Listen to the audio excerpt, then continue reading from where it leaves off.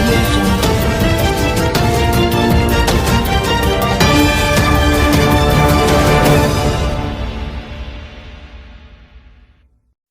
నమస్తే, మీరు చూస్తున్నది నిరీక్షణ న్యూస్. నేను మ్యాజిక్ రాజా. సింగరేణి రిటైర్డ్ కార్మికుల పెన్షన్ పెరుగుదల, ఇతర సమస్యల పరిష్కారం కోసం ఉద్యమించనున్నామని Singareni all retired employees welfare association నాయకులు తెలిపారు.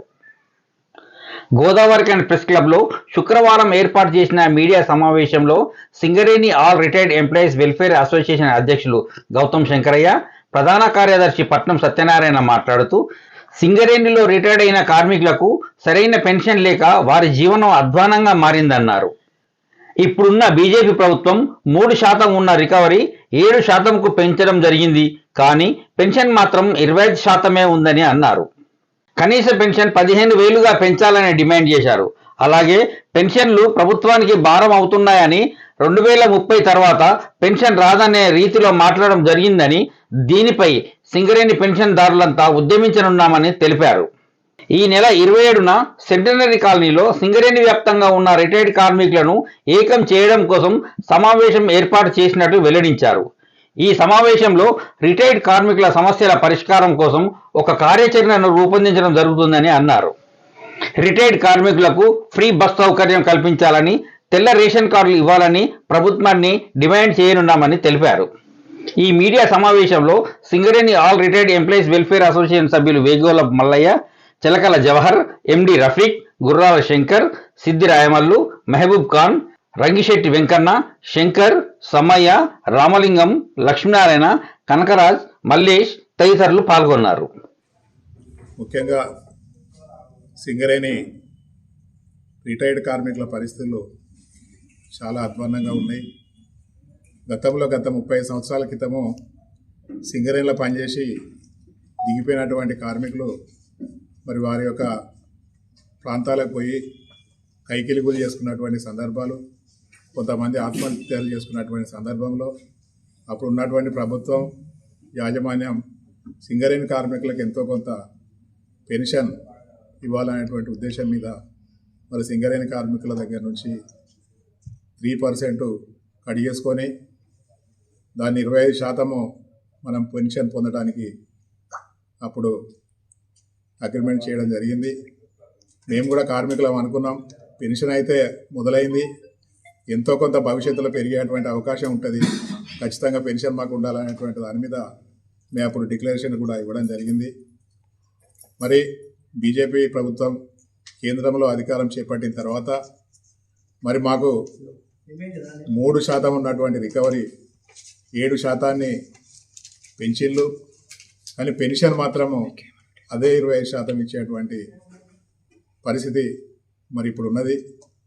మరి దాన్ని మేము ఖచ్చితంగా మినిమం పెన్షన్ 15,000 రూపాయలు ఇవ్వాలని మేము డిమాండ్ చేస్తూ ఉన్నాం.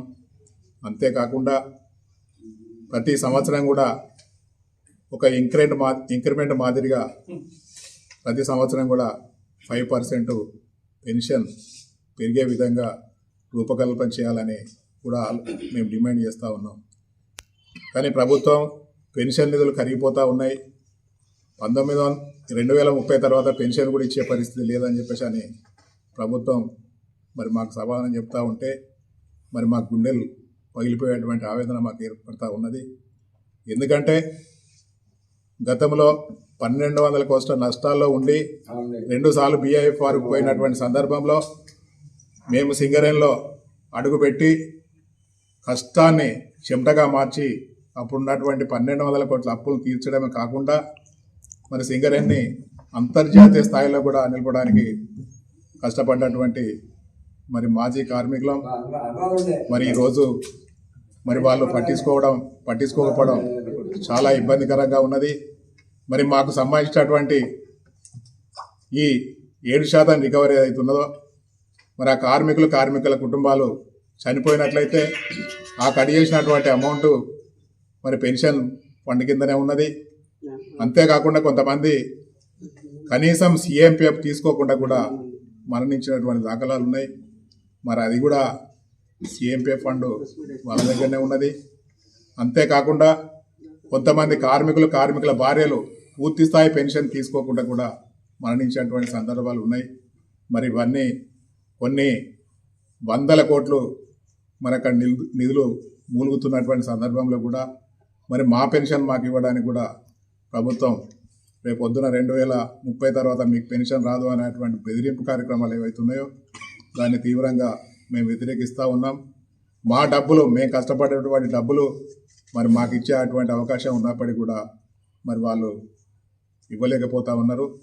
ఖచ్చితంగా దీని మీద కూడా ఉద్యమం చేయడానికి మేము నిర్ణయించుకోవడం జరిగింది. అంతేకాకుండా సిపిఆర్ఎంఎస్ ఈ మెడికల్ కార్డ్ ఏదైతే ఉన్నదో మరి మా దగ్గర 40,000 రూపాయలు రికవరీ చేసుకొని ఈరోజు 8 లక్షలు భార్యాభర్తలకి ఇద్దరికి కూడా మరి వైద్య ఖర్చుల కోసం యాజమాన్యం ఇన్సూరెన్స్ చేయడం జరిగింది. మరి ఆ కార్డును పట్టుకొని హాస్పిటల్కి పోతే చిన్న చిన్న వ్యాధులకు కూడా లక్షల రూపాయలు కట్ చేసి మా యొక్క డబ్బును దుర్వినియోగం చేసేటువంటి విధంగా హాస్పిటల్ యాజమాన్యాలు ఉన్నాయి. మరి దాని మీద యాజమాన్యం మరి వాళ్ళకి ఎన్నిసార్లు విన్నవించినా ఇంతవరకు చర్యలు తీసుకున్నటువంటి దాఖలాలు లేవు. మరి ఆ 8 లక్షలు ఏ మూలకు సరిపోని విధంగా చాలామంది కూడా 8 లక్షలు మరి అయిపోయినటువంటి సందర్భాలు ఉన్నాయి. వాళ్ళు ఇవాళ ప్రభుత్వ హాస్పిటల్ పొంటి తిరిగేటువంటి పరిస్థితులు ఉన్నాయి. మరి ఇంత కష్టపడి ఇన్ని లాభాలు తీసుకొచ్చినటువంటి సింగరేణి మాజీ కార్మికులకు మేము డిమాండ్ చేస్తూ ఉన్నాం. అపరిమితంగా అన్లిమిటెడ్ మరి వైద్యం కోసము యాజమాన్యం మరి మాకు చర్యలు తీసుకోవాలి. ప్రతి విషయంలో కూడా ఏ హాస్పిటల్ పోయినా కూడా పూర్తి స్థాయిలో మరి డబ్బు లేకుండా మాకు వైద్యం సౌకర్యం కల్పించాలని చెప్పేసి అని కూడా మేము డిమాండ్ చేస్తూ ఉన్నాం.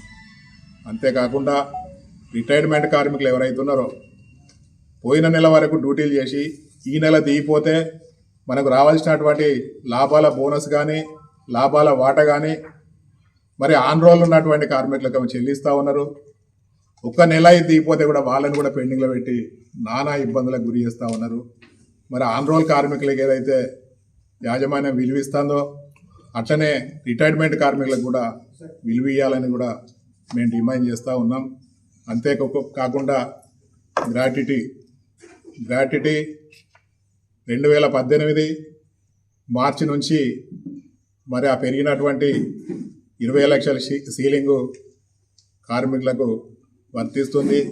అదే అధికారులకైతే 2017 నుంచే వాళ్ళకు వర్తించే విధంగా మన ప్రభుత్వం రూపకల్పన చేసింది. దీన్ని కూడా పూర్తిగా ఖండిస్తూ ఉన్నాం. మాకు కూడా 2016 జూలై 1 నుంచి వేజ్ బోర్డు ఏ నెల అయితే స్టార్ట్ అవుతుందో ఆ నెల నుంచి 20 లక్షల సీలింగ్ను వర్తించే విధంగా మరి చర్యలు తీసుకోవాలని కూడా మేము డిమాండ్ చేస్తూ ఉన్నాం. అంతేకాకుండా చాలామంది సింగరేణి కార్మికులు దిగిపోయిన తర్వాత ఇండ్లు లేనటువంటి పరిస్థితులు ఉన్నారు. మరి మేము సర్వీస్లో ఉన్నప్పుడు దాదాపుగా 4 నెలల శాలరీ గవర్నమెంట్కు ట్యాక్స్ రూపకంగా ఇన్కమ్ ట్యాక్స్ రూపకంగా దారాదత్తం చేసినటువంటి పరిస్థితి మరి ఉన్నది. అలాంటి పరిస్థితిలో ఇండ్లు లేనటువంటి కార్మికులకు మరి ప్రభుత్వం ఇండ్లు కట్టించే విధంగా చర్యలు తీసుకోవాలి. అంతేకాకుండా మరి ఈ తెలంగాణలో ఫ్రీ బస్ సౌకర్యం కల్పిస్తూ ఉన్నారో అదే రకంగా మరి సింగరేణి విశ్రాంత కార్మికులకు కూడా వాళ్ళ కుటుంబాలకు కూడా ఫ్రీ బస్ సౌకర్యం కల్పించాలని చెప్పేసి అని కోరుతూ ఉన్నాం. అంతేకాకుండా మరి బడుగు బలహీన వర్గాలకు ఏదైతే తెల్ల రేషన్ కార్డులు ఇస్తూ ఉన్నారో అదేవిధంగా విశ్రాంత సింగరేణి కార్మికులకు కూడా తెల్ల రేషన్ కార్డ్స్ ఇవ్వాలని మేము డిమాండ్ చేస్తూ ఉన్నాం. ఈ సమస్యలన్నిటి గురించి కూడా ఈ నెల డిసెంబర్ 29వ తారీఖు పెద్ద ఎత్తున యావత్ సింగరేణి వ్యాప్తంగా ఉన్నటువంటి రిటైర్మెంట్ కార్మికులను ఏకం చేసి మరి ఆ సమావేశంలో భవిష్యత్ కార్యాచరణ గురించి భవిష్యత్తులో చేయాల్సినటువంటి పోరాటాల గురించి మరి నిర్ణయం తీసుకునే విధంగా మరి ఆ రోజు పెద్ద ఎత్తున మీటింగ్ పెట్టడానికి మరి Singareni all retirement employees welfare association తరఫున మరి మేము అక్కడ మరి మీటింగ్ పెట్టడం జరుగుతూ ఉన్నది.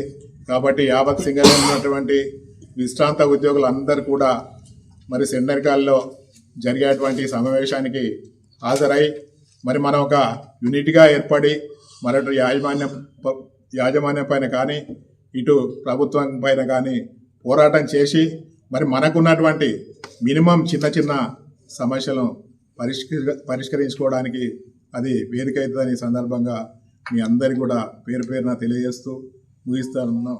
Singareni all retired employees welfare association సభ్యులంతా కూడా అక్కడ మీటింగ్ పెట్టడానికి నిర్ణయం జరిగినది. ఆ రోజు ఉదయం 9 గంటల నుండి కార్యక్రమాలు స్టార్ట్ చేసి సాయంత్రం 6 వరకు ముగిస్తాం. అది ఏజెండాలో ఏమున్నాయని చెప్పంటే మనకు భోజనాలు కాకుండా కూడా కొన్ని మాకు ఆటపాటలతో కొంత చర్చించి కొన్ని సమస్యలపై చర్చించి కొన్ని దానికి ఒక ఏం చేద్దాం భవిష్యత్ కార్యక్రమం ఏం చేద్దామన్నది అధ్యక్షుల వారి నిర్ణయం మేరకు ఆ రోజు కమిటీ కూర్చొని తోడు సింగరేణిలో ఒక సెంట్రల్ కమిటీ వేయాలని భావిస్తున్నాము. ఆ రోజు అందుకే 11 డివిజన్ల నుంచి అందరినీ పిలిచి ఆ రోజు ఒక మీటింగ్ ఏర్పాటు చేసి ముఖ్యంగా ఉద్దేశం ఏంటంటే అందరినీ ఏకం చేయడానికి ఈ సమావేశం అది చేసి ఆ రోజు నిర్ణయం చేస్తారు.